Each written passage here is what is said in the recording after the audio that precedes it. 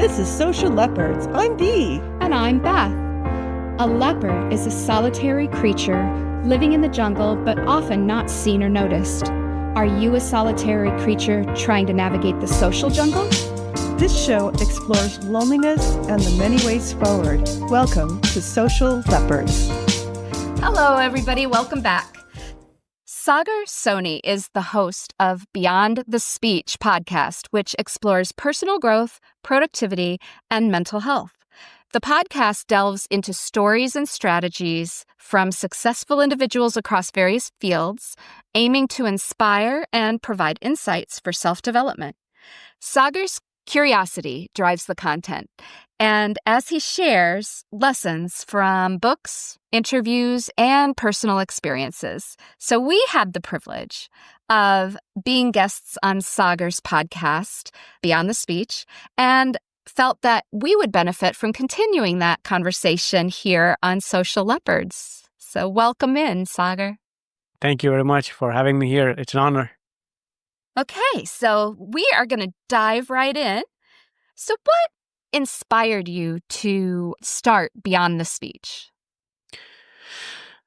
I think a lot of people started their creative journey in COVID because everybody had so much free time on their hands. That's where I started mine too. And I decided to read lots of books, and I came across a lot of YouTubers who were in the same space. So I started following their videos, and that would turn into my feed, my algorithm entirely changing into a way that all I see is self-development and productivity videos. That is a recipe for disaster because if you do that, you just automatically think that the highlight reel that you saw on Instagram and YouTube, that's how people mostly live. But then when I started implementing that in my life, I realized that, I should wake up at 5 a.m. I should be working out in the first 10 minutes as soon as I wake up. I should read half an hour before I go to work. Let's not forget journaling and meditation. All of this needs to be done before 7 a.m. And now you have a 8 to 4:30 job as well. And you have to maintain every other part of your life that everybody else does. That's where I started realizing that's not true. What you see online, that's not necessarily true. That's why I wanted to peek behind the curtain. Yes, I learned a lot of things along the way, but that's why I wanted to talk to other people in the same space. That could be speakers, authors, productivity authors specifically, podcasters, YouTubers, or any other influencer that I follow. And I just wanted to see, do they really read 52 books a year because there are 52 weeks in a year? That makes no sense. Do you remember what you read in January 1st till January 7th? That doesn't make any sense. What's the point of reading so much? So that's why I wanted to dive into this world, because I noticed that if you constantly compare yourself to the people online whose videos are just a highlight reel of their life, it's going to affect your mental health, because you are constantly going to tell yourself that you are not enough, you are not doing enough, whereas everybody else around you is golden and they have their life sorted out, whereas you are still stuck on your couch. So that's the reason I realized that, there's definitely something else going on behind the scenes. There's something else going on behind the speech that they are giving on the videos. And that was the beginning of my podcast. I love that. So how did that shape your views on personal growth and mental health? There's a lot of things in there. That's a huge question. That's a loaded question. Because if you think about it, I want to read as many books as I can. Now, what does that even mean? What do you want to read it for? Why do you want to read so many books? Is that just for pleasure? If it's just for pleasure, maybe just read fiction, fantasy, romantic comedy, any of those books. But then how's that any different than watching Netflix? So that's one side of it. But then, I want to stick to productivity books, self-development books. I want to read finance books, and I want to read other famous, successful people out there, how they have carved their life out. That's what I want to learn about. But if that's the case, what are you going to do with that information? Is it okay reading 25 books on finance this year, whereas you haven't decided how you are going to invest your own money? What's the point of reading so many books? Is it okay to read Atomic Habits and say that, yes, I have finished Atomic Habits now, but then it hasn't been implemented at all in your day-to-day life? So what's the point of that?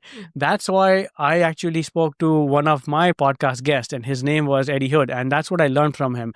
He said that it's okay to read one book a year, just one book, But once you do that, pick that topic that you are really interested in, focus on that, read that. Maybe if you really want to gather more information out of that same book, maybe download an Audible and read that and listen to that while you're out on a walk. Maybe find his interviews and his YouTube videos that you have seen on other platforms. You'll learn more.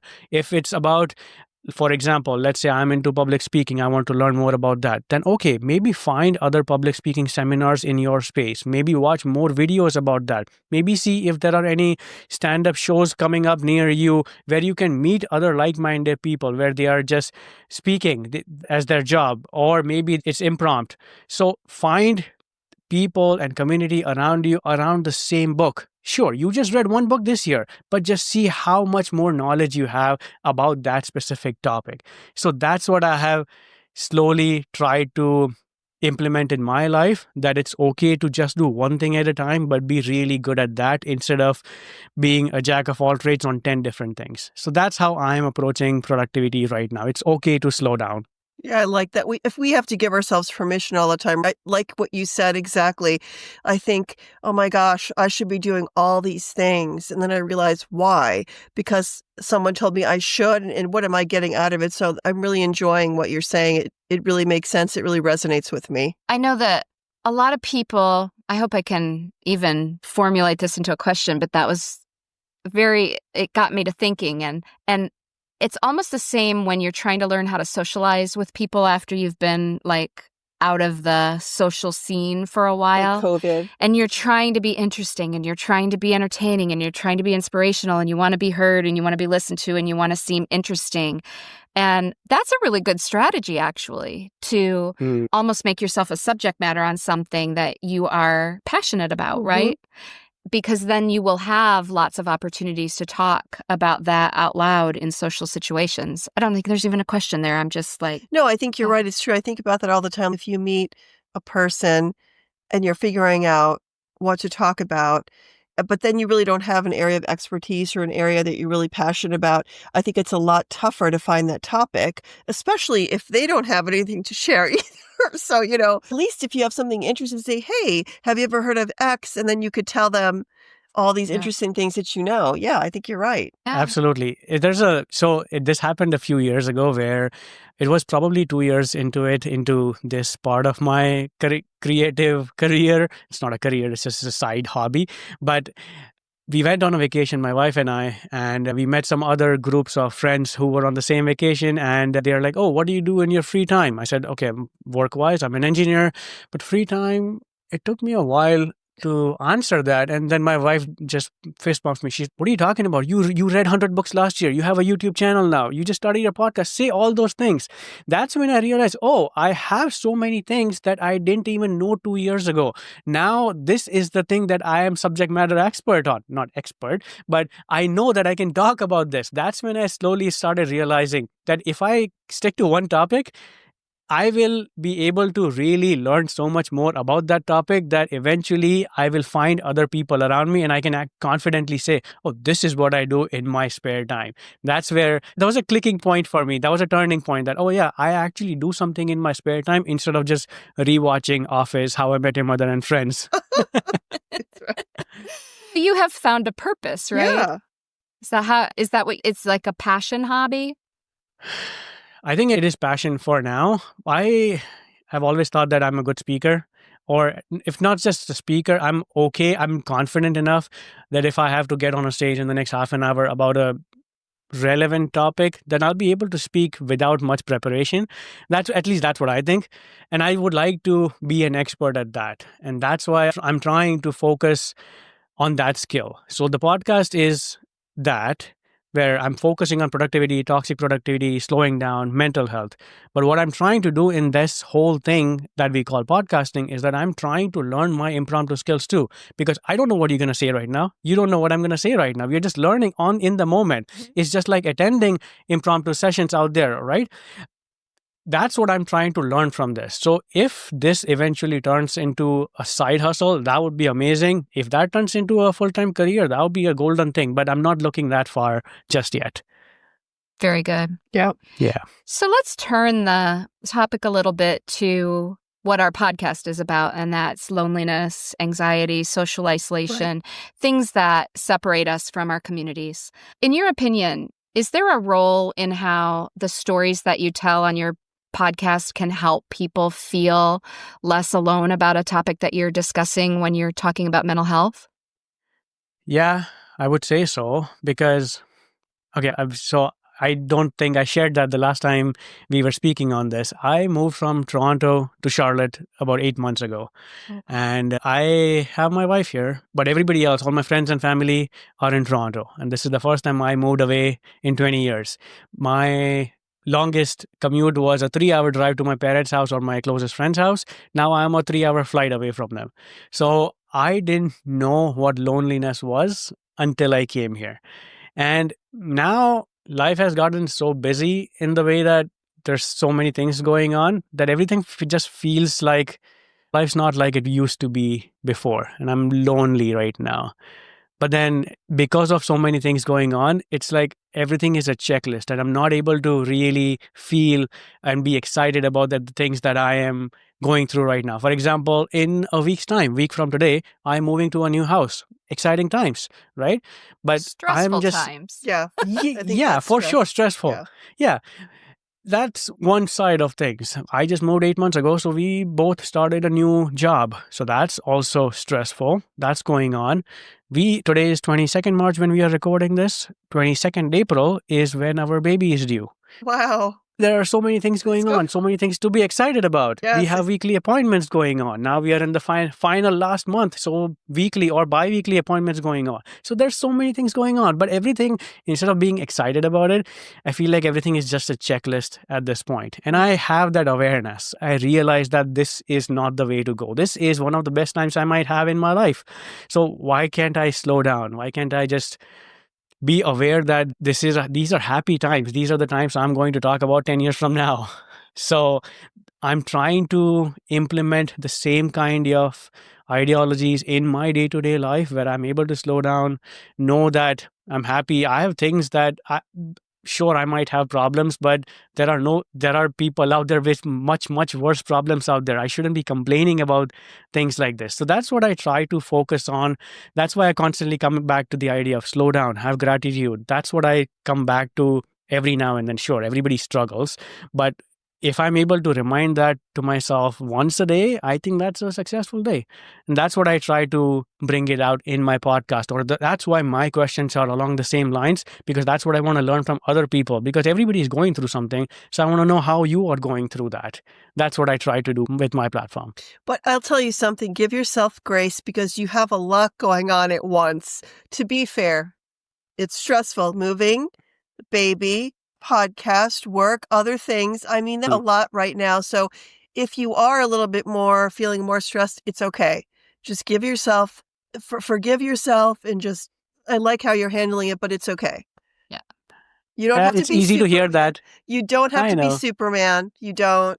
That's just moving. It's like by itself without anything else is stressful. Do you guys have like a moving company? What's happening? Like, how are you going to move into the house?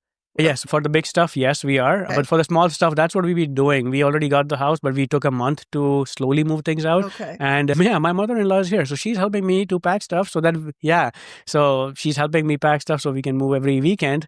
And on the last day, we have movers who will help us out move all the big stuff that I can't. I'm not going to break my back on that. Fabulous. And are you moving to a whole new community where you'll have to kind of meet neighbors and all of that? Yeah. So it's going to be a fresh start again, which I already had 8 months ago. So it's going to happen again. But it's a neighborhood where there's a house. So it might be easier to have community because you can go outside, you can talk to someone, you could see someone. I feel like there might be more opportunities to make friends versus living in like an apartment. I feel like it's sometimes easier if you're in a home community. It depends, but. And this is where you're going to call home for a while, hopefully. Mm-hmm. Is that true? That's true. I don't think that far out. Wherever I am, that's the place I'm going to be forever until something comes up. That was this apartment right now, which only lasted 8 months because things change, right? That's okay. Things change. But yeah, I'm excited to join a new community, and we have a group online on one of the platforms, which is just for that community, where I've already met a couple of people who are in the same boat. So I'm excited about that and making new friends along the way. That's awesome. How did you Yeah. find about the online community? One of the days I was moving stuff into my house. My front door neighbor was outside watering his lawn. I walked up. That's all I did. And that was the first person I knew. And I was like, oh, okay, another person that I know now in this community. And he introduced me to this group. He let me in. He added me to the platform. And that's it. Wonderful. So that was nice. Yeah. Oh, that's nice that the neighborhood has a good way to communicate with one another. That's awesome. For sure. For sure. I wish all communities were like that. Yeah, that sounds like a great friendly neighborhood that you found, because I feel like so many neighborhoods are not like that. How all neighborhoods really should be. Yep, absolutely. They told me about my next door neighbor, who they said, oh, you'll get along with them. I'm like, okay, what does that mean? He's, oh, they just had a baby a month ago. So you will have a lot of things to talk about. Perfect. Oh my God, it sounds like it's working out really well. That's wonderful. I think so. Yeah. Yeah, that is awesome. Yep. So what is next for Beyond the Speech then? Because you're going to have a new baby in the house and you're going to have to juggle different priorities. Do you have a vision for what the next year to 2 years holds for that? See, that's why I said I didn't bring this up, but out of all of these things that are stressing me out right now is finding guests and preparing for new episodes that I want to release too. That's why when I started this, I had a backlog of a lot of episodes. I pre-recorded them and I'm posting them every 10 days. So that's what I'm doing. But in the meantime, yes, I am not struggling, but I'm trying to prioritize my things to do in my day, where there is a small segment of it that is aligned with what I want to do with my platform, with my podcast. So that's what I constantly do. I feel like you don't have to carve out time that this is just like a job. A job is 9 to 5. Everything else doesn't have to be that way. Like a job is 9 to 5, sure. But if I want to focus and find guests for the next 2 hours for my platform, my podcast, I don't need to sit 5 p.m. to 7 p.m. I can do that while I'm out in a park. I can do that while I'm just walking on a treadmill. I can do that while I'm just watching TV. The reason I say that is because people constantly talk about time blocking your calendar, color code your calendar, do this, do that. This is how you plan your day. I'm like, I just had 20 minutes before my wife because now she takes longer to get ready. She's not home right now, so I can say that. But she says, oh, she's going to take 20 minutes longer to get ready before we step out. What am I going to do for those 20 minutes? Let me just hop onto one of the social media platforms and see if I can find another guest. You never know. Do you even remember how you and I connected? I don't remember that. It was just a message on social media. I think it was Instagram or Threads that we met each other.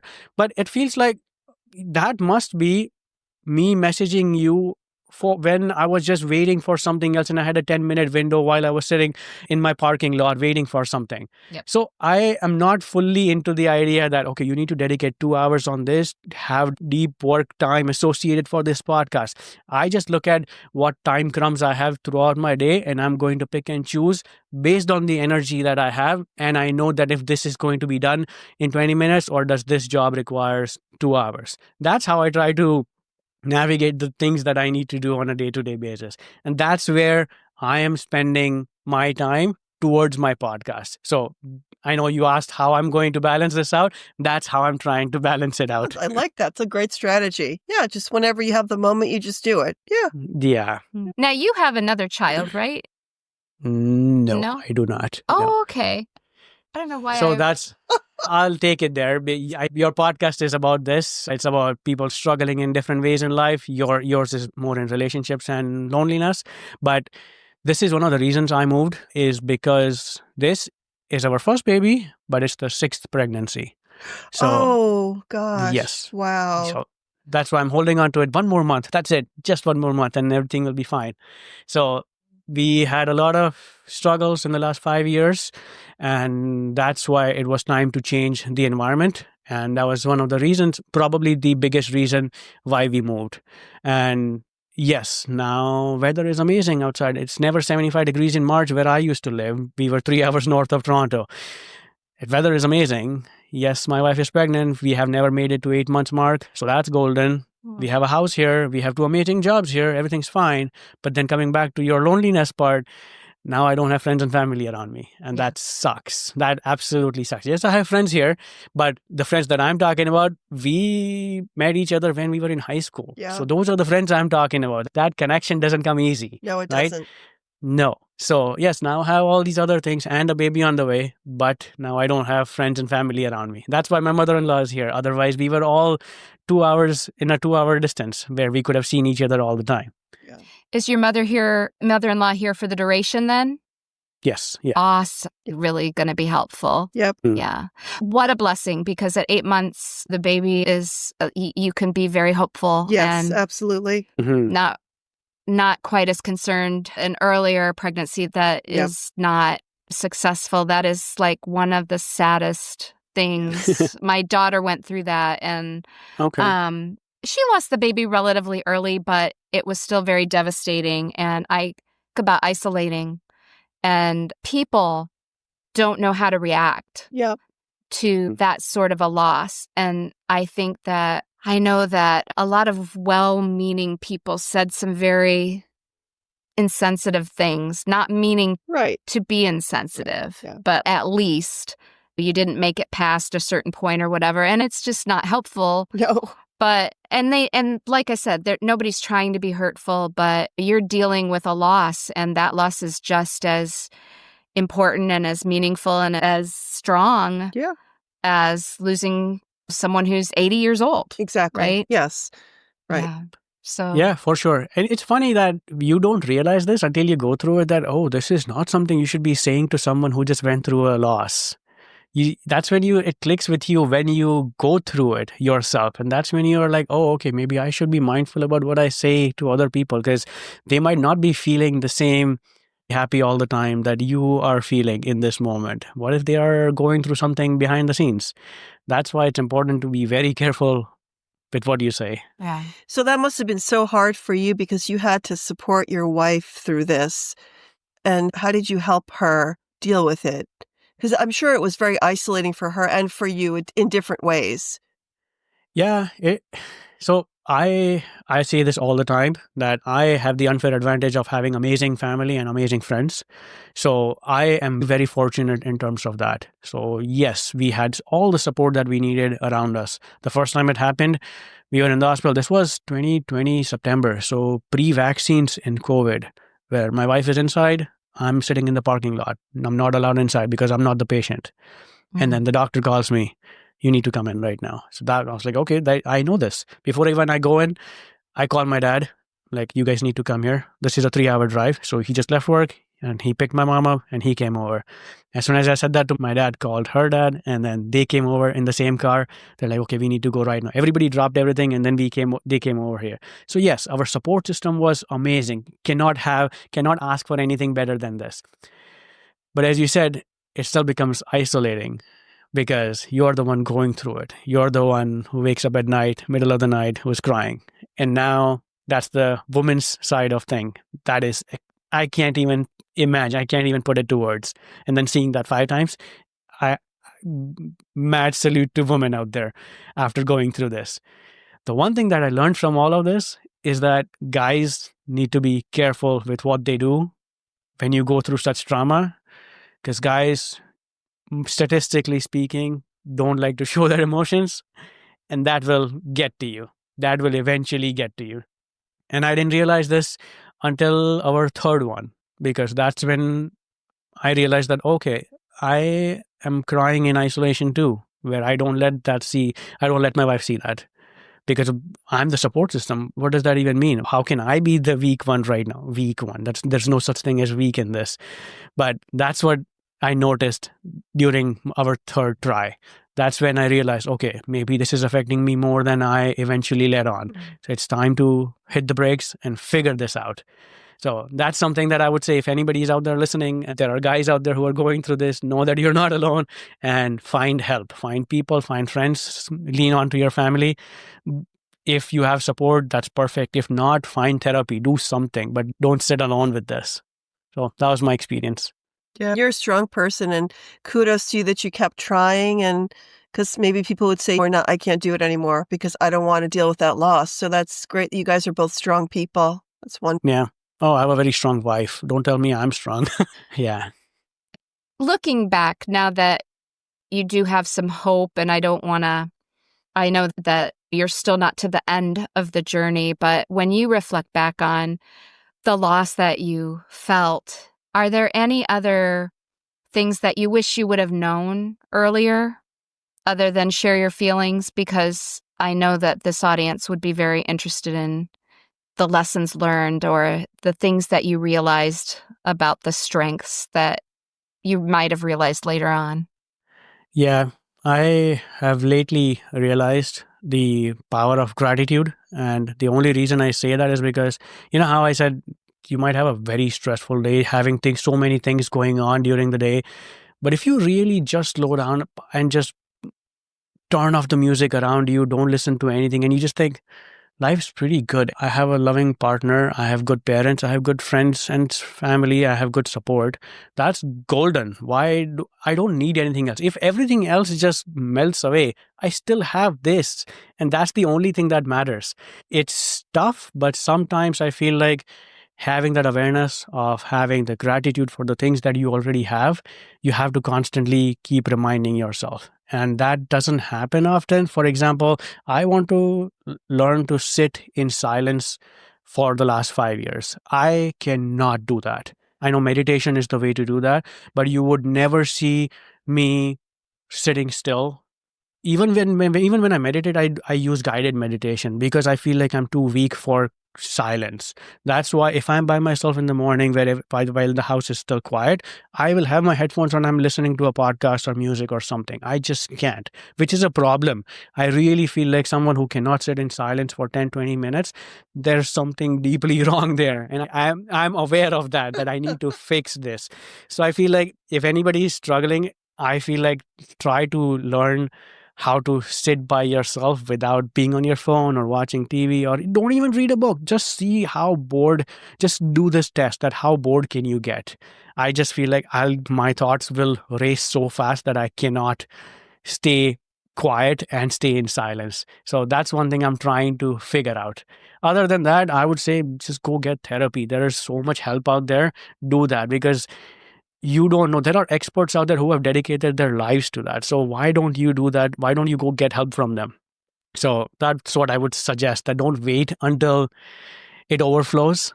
Don't wait for that, and find help before even you reach there. And this is not just about your partner. This is about you as well. Yeah, So great that's idea. what I I learned. agree with you with the silence thing. I think all of us struggle with that.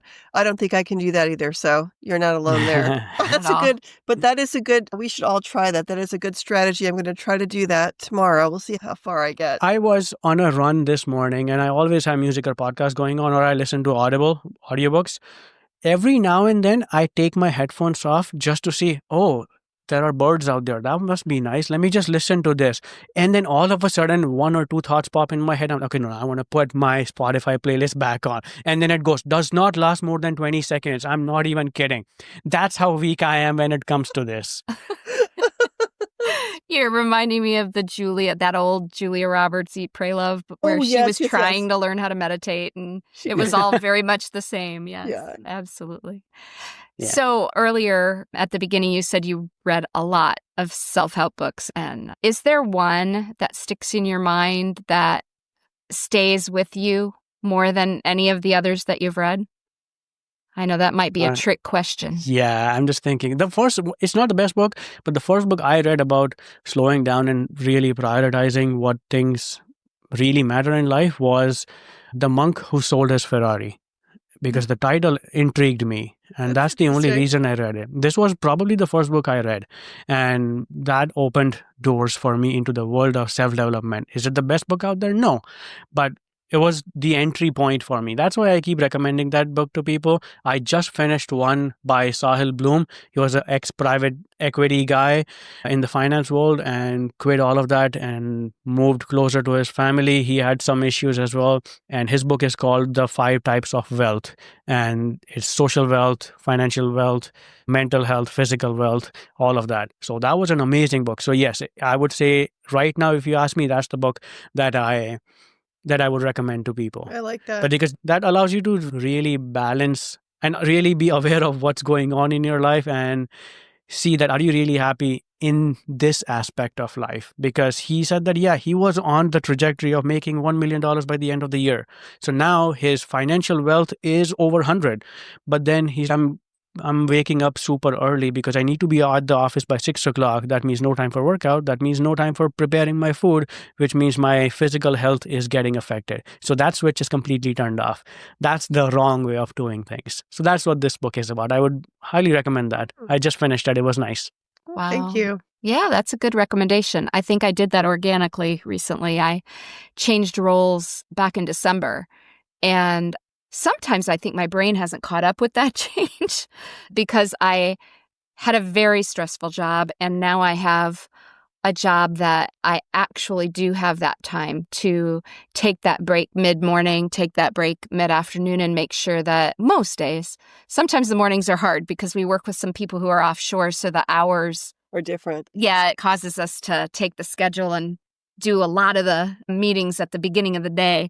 But then I always have like time to eat lunch, and that never used to be the case. Wow. And slowly I am beginning to appreciate, but it felt very foreign at the very beginning of the experience because I was like, wait a minute, I have time to think. That never happens in my life, my work life. And what am I doing wrong that I'm not super stressed and busy all the time? And it took a while, but I'm finally like getting used to that. Not that I'm not busy, I'm busy, but it isn't that there isn't like a regulatory deadline type of busy. It is just a constant flow of things to pay attention to, people to meetings to have, things to plan.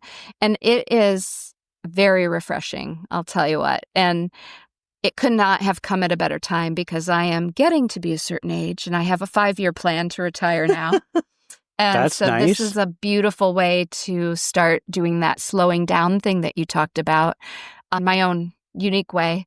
And it's funny when you see that people need to slow down in different aspects of life. Not everybody everybody does not need to slow down in the same Way. thing. Yeah. Yeah, not in the same way either. Yeah, it's interesting to hear other people's story on that. Yeah. So what do you think are some common myths about loneliness that need to be debunked? It's not a myth. I feel like it's not because of my experience in the last couple of months. Right. It's not lonely. If you ask me, if you ask my wife, she'll think I'm completely fine. But openly express that part of my life now. Okay. That yes, that things could have been better, relationships or friends wise, because not everybody is in a drivable distance anymore. So I am learning slowly that it's okay. I'll just pick up the phone and I'll call the WhatsApp group of all my guys. I'll just call them, or I'll call one of my parents. I'll just do a group call and a video call on that. So that's one thing that I feel like if you feel like you're lonely, if you have friends and family, just give them a shout. You never know, that might just make your day. It might make the rest of your day because you were feeling down the whole time. I've noticed that lately, but myths wise, okay, I won't say that it's nice. Oh, go find new communities and the things that you're passionate about. Go join Racket Club or go join Dodgeball because you will find people in your space. Because I have never gone through that.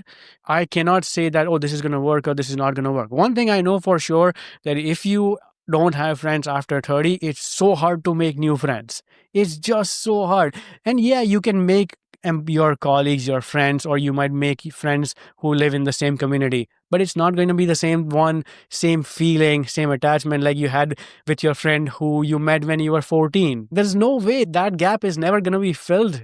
At least not in my experience so far. You guys are experts, so you might know better than this. I think that's my experience. I think that's wonderful that you said that. So needs to be said. And I think we have felt the same thing, that I always thought there was something wrong with me because after a certain age, you said like my daughter was like little and I was obviously over 30. And I thought, oh my gosh, there's something wrong with me. But you're right. It was incredibly difficult to make friends because you don't have the same amount of connections. You're also older. Maybe you've got different perceptions about what friendship is. What is it when you're little? You're just so uninhibited. You're so pure. Like you can connect on so many different levels because you don't have the levels of social inhibition. I think what you're looking for is your radar of bullshit is too wide. Yeah, so you can't tolerate other people's bullshit. That's what it's all about. I think you might be right. He's right, yeah. Because our bullshit receptors are bigger when we're younger because we don't, or there isn't that much bullshit. Maybe. Yeah. We haven't developed all the baggage and stuff that we have when we're older. You're right. So we're like more open to those connections because it doesn't matter. It's, let's go ride our bike together. Okay. Now it's more like, wait a minute. That one has a better car than me. I'm not talking to them. Anything like that, right?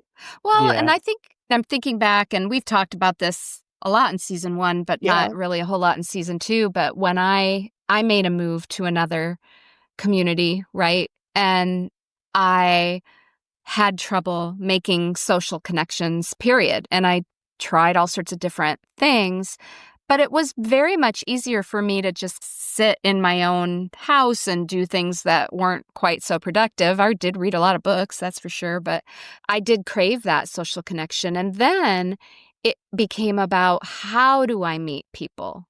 And it took an error and a little bit of luck to find the social group that I found that led me to be. I think it's about not giving up and not becoming complacent because it is definitely more difficult as you age. And I think part of it is that you get it set in your ways and that's the nice way of saying that same thing. Yes, that's the nice way of, yes. Sorry. Yeah, I should have said that. No, we like the way you said it better. Yeah, you said it better. I think I'm reflecting it back. Yeah. From my own personal perspective. I don't know what I'm doing. And it just took a lot more effort in this and I don't remember that being the case when I was younger. Yeah. Because I moved a lot and it was easier then. Yeah. And when you're in school, when you're a kid, you've got an instant bunch of kids that are in your neighborhood grade. And so that makes it a little bit easier too. And now when you're living the remote job lifestyle or everything's just very different. It's very digital. And so that puts another kind of like layer of complexity there because you just don't meet as many people out and about in the course of your daily life. You just said something about luck. I feel like I have a new stance on this now. I used to believe that, yes, you are either lucky or you're not lucky. But I feel like you have the capacity of growing your luck surface area. You want to meet more people? Don't work from home. Sure, your job allows you to work hybrid because I have people at my work who work 4/10s. We are allowed to work 2 days from home. There are some people who come all 4 days regardless because they like seeing other people. You have that option. Go do that. Okay, you want to see other people. You like running. Go find running clubs around you. You can't just be like, oh, maybe they are not super close to my community in a 5-minute radius. They are 20 minutes out. Guess what? You want to make new friends? Go drive that 20-minute drive, right? You need to do that. But that would only happen. And then you'll get lucky. Oh, I met this friend who knew that he was part of the same running club that I joined when I moved to this new city. It was not just luck. You decided to go join that club at the same time. He decided to join that club and you just happened to meet and you both got lucky. So I feel like, yes, there is an idea about just dumb luck, but there are ways of increasing that luck surface area as well. So that's my experience, at least right now. Very good point. Yep. Yeah. Yes. Before we wrap up today's episode, any final words? And I also want to give you an opportunity to give one last bit of information about your podcast, how to find you, all of that good stuff. I always tell people, slow down. That's my main thing because everybody has a huge checklist to do. You could be a single person, you could be parent of 2 kids or 5 kids, or you are just married, or you are recently married, or you have 3 side hustles going on with a 12-hour job. Everybody has some sort of checklist that they want to go through, and they are always stressed about it. But if you prioritize it enough, if you prioritize it well, you can give yourself the window to slow down. That's what I'm learning in the moment right now, because out of the 20 things, let's just be straight up, probably 3 things are important that needs to be that needs to be done today. Everything else can wait till tomorrow. It can roll over to the next day. So just relax, chill. The world is not going to end because you did not go through your list. That's what I tell people. That's all. Okay. Yeah. So Sorry, go ahead. So we love your energy. I just love it. It's like infectious. So it's Thank really you. always nice talking to you. So It was a pleasure too. Yes. All right. And where do we find Beyond the Speech? Beyond the Speech is the podcast that you can find on all the platforms, Spotify, Apple, or any other means, or I even have it on YouTube because I do video as well. I recently started a Substack newsletter as well because not everything makes it to the video. Things that I'm just thinking about, I just write it down and then I make it clean PG-13 so that I can post it on Substack. That's what I do. And that's where my newsletter, it's called the same thing, Beyond the Speech on it. I have my Instagram, Sagar Soni 1991, because that was the only ID they were allowing me, because everybody else took Sagar Soni 1, Sagar Soni 2, Sagar Soni 3. So I'm stuck with 1991 because I was born in 1991. So that's where you can find me on Instagram. Okay. That's where you can find me. All right. Thank you for your time and your insights. We appreciate them very much. And blessings for your baby, and everything will work out. We're going to pray for you. And thank you very much. I appreciate that. Yeah. Yes. Yes, and I expect an Instagram message on our Social Leopards. Yes, size, pictures, all that stuff. Yeah, I'll do that. Okay, that's it, Social Leopards. Yeah. Have a great week. All right. See you next week. Bye-bye. Hey, Social Leopards. Don't slink back into the jungle quite yet. We have 2 important messages to share. First, remember to like this episode, drop us a comment, and if you haven't done it yet, follow this show or subscribe to our YouTube channel. You can reach us on social media. You can also email share@socialleopards.com to contact us privately. All links are in the show notes. We love and appreciate hearing from those who listen to the show. Second, we want you to know that this show is not intended to be a replacement for professional therapy. If you are struggling or if you need to interact with another person, check out the show notes for resources. Thanks for listening.